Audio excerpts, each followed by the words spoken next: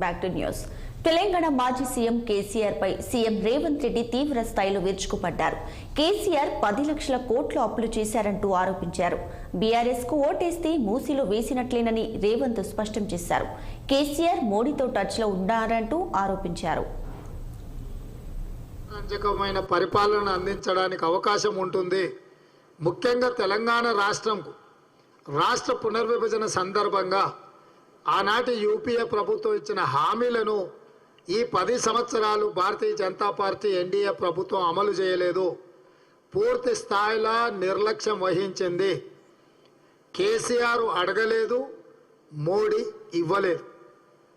రాష్ట్ర పునర్విభజన చట్టంలో మనకు బయ్యారం ఉక్కు కర్మాగారం కావచ్చు, కాజీపేట రైల్వే కోచ్ ఫ్యాక్టరీ కావచ్చు, సాగునీటి పరిధిలో జాతీయ ప్రాజెక్టు కావచ్చు, ఎయిమ్స్ కావచ్చు, ఐటీఐఆర్ కారిడార్ కావచ్చు, గిరిజన యూనివర్సిటీ కూడా ఈ మధ్యనే ప్రభుత్వం నిర్ణయం తీసుకున్నది 10 సంవత్సరాలు తాత్సారం చేసింది.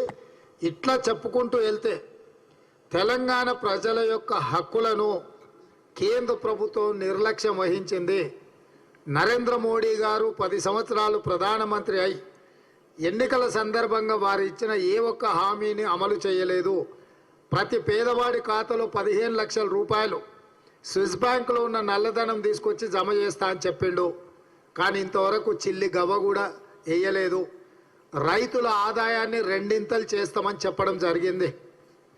ఈరోజు రైతులు పెట్టుబడి కూడా రాక, గిట్టుబాటు ధర లేక ప్రపంచంలోనే అత్యధికంగా రైతులు ఆత్మహత్య చేసుకున్న దేశంగా భారతదేశం నరేంద్ర మోడీ గారి నేతృత్వంలో ఈరోజు పరిణామాలు జరుగుతున్నవి. ఏపీ కాంగ్రెస్ అధ్యక్షురాలు వైఎస్ షర్మిల